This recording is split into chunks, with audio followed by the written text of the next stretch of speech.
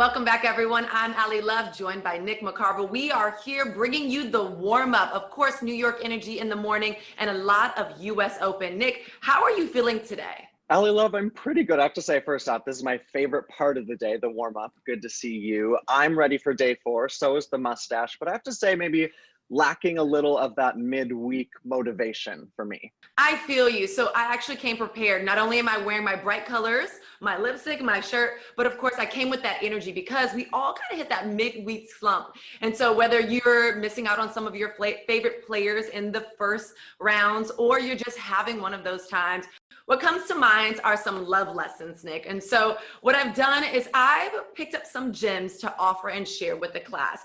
Today's love lesson comes in the form of 3 M's. Life changes in a minute, so appreciate the moment, because win or lose, the only things you can truly carry with you are the memories. Minutes, moment, memories. The roads of being your best version of yourself, whether you are a fan or a player, is really challenging. But of course, finding those moments to feel good is what life is all about. So let's hold on to that time. Minutes, moments, memories. You got that, Nick? I got that. And actually, you've motivated me so much. I'm ready to start my day, but I have to stay here with you on the warm-up, right? Yes. Don't leave me. Don't leave me. I want to cherish these minutes together so we can make memories forever. Cherishing these minutes, these moments, and actually, Ali, it's time to get into the tennis action from yesterday, and maybe not a cherished moment for Karolina Pliskova, the top seed, who is taking on Caroline Garcia, who used to be the world number 4. This was a tough second-round matchup for Pliskova, but she just couldn't ever find her footing in this match. Garcia played sort of vintage tennis. She was really aggressive. She went after the ball really well. It's the earliest a number 1 seed has exited the U.S. Open since 2018, when Simona Halep went down to Maria Sharapova in the first round. And for Garcia, you just really have to give her the compliments here. She felt like a few months ago that she wasn't playing her best tennis. She's had some ups and downs. Maybe the break from tour helped her a lot. So kudos to Caroline, who is into round 3. Wasn't so lucky for Garcia's former doubles partner, Kristina Mladenovic. I actually commentated this match, Ali. She was up 6-1, 5-1. She had 4 match points. But my credit goes to Varvara Gracheva, who's 20 years young. And Ali, get this, she'd never played a Grand Slam match before in a main draw. She has now doubled her career prize money. And here's a lesson for everyone. Ali, you gave yours. This is my tip for the day. Never give up. 4 match points. She's down 5-1 in the second set. She roars all the way back. Kudos to Gracheva. What a victory. Since I have my Princess Positive crown on, I do want to highlight one thing before we move on, Nick, is that I do admire Pliskova in this, because after the match, while we know she was frustrated on the court, and you can tell she was a bit frustrated even in the interview, she didn't blame any of her game on the atmosphere or the abnormality around the U.S. Open. You know, she really took ownership. And so I just want to highlight that professionalism again as I wear this positive crown that I have on, positive princess crown that I have on. Awesome. And yesterday also was full of some lighter sides too, right? Novak Djokovic letting out some screams, as we've seen him do much this U.S. Open. Yes, it's good. I love when Novak shows a lot of energy. It really, again, it's those moments where you're watching, like I'm home, I'm coming to you live from home. It's really nice where it actually gets me on my feet. Of course, another moment that stood out to me last night before I retired into bed, Naomi Osaka had a really cool moment with her mom. It didn't quite happen because of technology. As you all know, we live in a virtual world. However, we got a bit of it when her mom sent her an emoji sheet. It was like a 1-sheeter of emojis. And so just to break it down, it said, "I'm proud of you. Don't stay up late on Instagram or Twitter. Eat healthy and rest." Now, this reminds me, Nick, of my mom, because for some reason on Fridays, homegirl stops using her words and she only communicates in emojis. So I know where Naomi's coming from. And put in the emoji for a sneaker here, because these shoes were snuck down onto Louis Armstrong court for Sasha Zverev, who said he was sweating so much. It was so humid here yesterday, Ali, that he needed new shoes delivered on court. That's how bad the humidity was yesterday in New York. It was definitely, Nick, an awkward moment, I must admit. I was like, what's happening? What happened to his shoes? And he said it was so much sweat that it was unusual. I mean, it was humid in New York, and I can only imagine what the players were going through. But speaking of players going through and getting into the next one, Nick, we got some power couples happening. Like there's some really beautiful, again, positive princess crown. There are some really beautiful things happening. Totally. Makoko, we can always talk Makoko, power couple. They are the newest doubles duo on the WTA Tour, and they play sensational tennis. They win yesterday. Another power couple, Victoria Azarenka and Sofia Kenin, 2 Grand Slam singles champs playing together. They win yesterday in 3 sets. That means doubles is underway in full, Ali. We're going to be talking about it more here on the warm-up, but we are missing probably the most powerful of all power doubles couples, who also happen to be twins.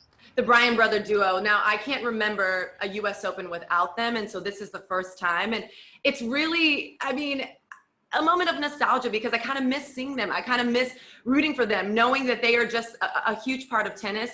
Nick, what's next for them? Not that you know them personally, but if you do and you got some inside tips, please share with the class.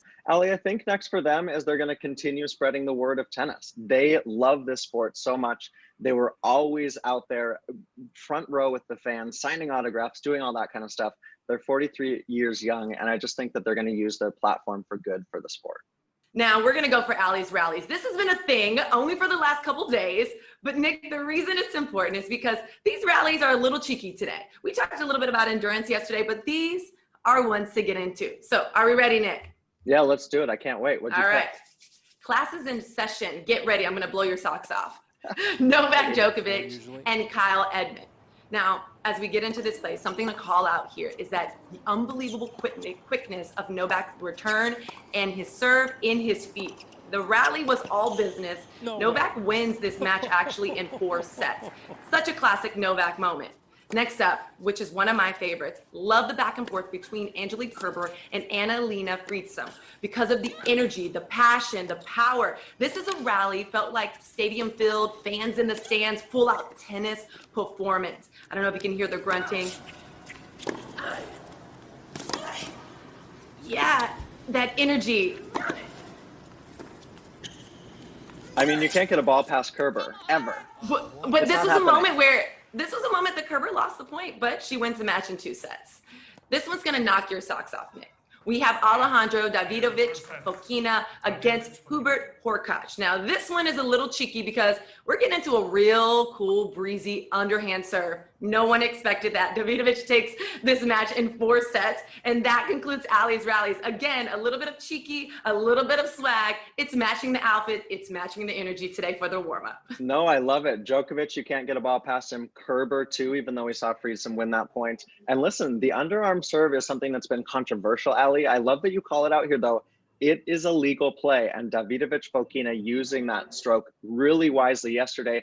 He was part of several players that sprung upsets on day 3 of the US Open. Now, I'm not going to say that I was shocked around the underhand because sometimes you just got to do what you got to do. Speaking of doing what you got to do, a lot of you did what you had to do yesterday. And guess what? We get to see where you all are around the world. Now, Nick, our social call to action was to take to Twitter and let us know, where are you enjoying the US Open? And so we got a little bit of a heat map here. And Nick, you love a little school moment, classes in session. Go ahead, break this down. Where are most of our fans coming from? I mean, come through East Coast. Let's go in the US. Look at all of that attention on the US Open. I'm seeing maybe like 1 dot in Montana. I think that's probably my family watching, my parents, my mom, my dad. This is big to me too, because you've got all of Europe. You can see, look at the big cities in Australia. You guys, you're watching from all over the world. Don't hesitate to let us know. Send us pictures too. How are you watching? Where are you watching? From anywhere in the world, the US Open bringing us together. I love it, Ali. Always bringing us together. In this social check, a feel-good moment. We have kids in Jacksonville, Florida, coloring photos of the US Open, all about feeling good. Next up, speaking of feel good, we have a golden doodle taking in a match. As you can see, he's watching Venus. Again, a moment of just pups, and the US Open always works for me. And last on our social check, which is really impactful and powerful, we have @_granddaughters artwork. This is a photo of Naomi Osaka wearing the Breonna Taylor mask. And this is very powerful and was completely important to us, Nick, and you brought it up in a really great way that Naomi has 7 masks, and this is just number 1. Ali, that's right. Last night, she wore Elijah McClain's name for round 2. She said she has 7 masks, 7 names for 7 rounds. And that reminds me of this awesome Black Lives to the Front art installation as part of the Be Open campaign. You can see all of that artwork in the first couple rows of Arthur Ashe Stadium and featured on usopen.org. Next up, we have Nick's pick. Now, Nick, you get really excited when Ashe is on fire in the sense of there are going to be some incredible matches throughout today. But what I want to do is, I always like to throw a little twist up in there. We got 60 seconds. Can you give us a really quick rundown? Is that possible? I was so excited for Ashe, but yeah, let's condense the day in 60 seconds. You ready with the clock? I am so ready. All right, here we go. On your marks, get set, go. All right, so here we go. Sonia Kennan taking on Leylah Fernandez of Canada. Watch out for this one. Kennan is the Australian Open champ. We know that. But Leylah Annie Fernandez, 17. She's about to turn 18 this weekend. What a gift it would be to herself to beat the reigning Australian Open champ. The second matchup on Arthur Ashe Stadium, Sumit Nagal. He was on Ashe a year ago, and I think that's going to give him some confidence today against Dominic Thiem. These guys have never played before, Ali, and Sumit is the first Indian player to win a singles match at the US Open in 7 years. I give him a fighter's chance today against Dominic Thiem. What about the evening session? Pop in that popcorn. This is amazing. First up, Serena Williams taking on Margarita Gasparian. How is Serena's form? She's 2-0 against Gasparian. But again, we're looking to see Serena's best tennis into the third round. And this one, you guys, stay up late past your bedtime, Ali Love. It's Andy Murray against Felix Auger-Aliassime. How's Murray's body? Did he get an ice bath? I cannot wait for this one. Okay, Nick McCarville, the award goes to you. I'm going to give it up. We got a little bit of a virtual clap going on. Give me a virtual high five. That was incredible. Literally to the second, you did it in 60 seconds. Now, it's going to be a huge day, Ali. We're obviously super excited for it. Absolutely. I will not have that much luck. I'm going to go a lot slower. I got my Allie's Hipsters pick. I'm into it, Nick. I've actually got 2 picks today. Usually I just have 1, but I'm coming with that tennis knowledge. I am looking forward to the battle of the Belarusians. We have Aryna Sabalenka and, of course, Victoria Azarenka. This will be the second time that these country women meet here in the US Open. Last year, we saw that Sabalenka won in 3 sets. One of the things to know is that they both really capitalize on second serve opportunities. They take huge cracks on returns. And now another thing that Azarenka has brought to the table is that she's coming fresh off of a win there at the Western and Southern Open, and she's improved on her form. So I think it's going to be something to watch. These two are not only friends, but they're Fed Cups doubles partners. So they're going to go head to head. I'm excited about the energy. I think this is going to be keen on. I mean, look who else is excited too. Aryna Sabalenka pulling out the dance moves, Ali, to get ready for this match. Those moves are pretty sick. Come on.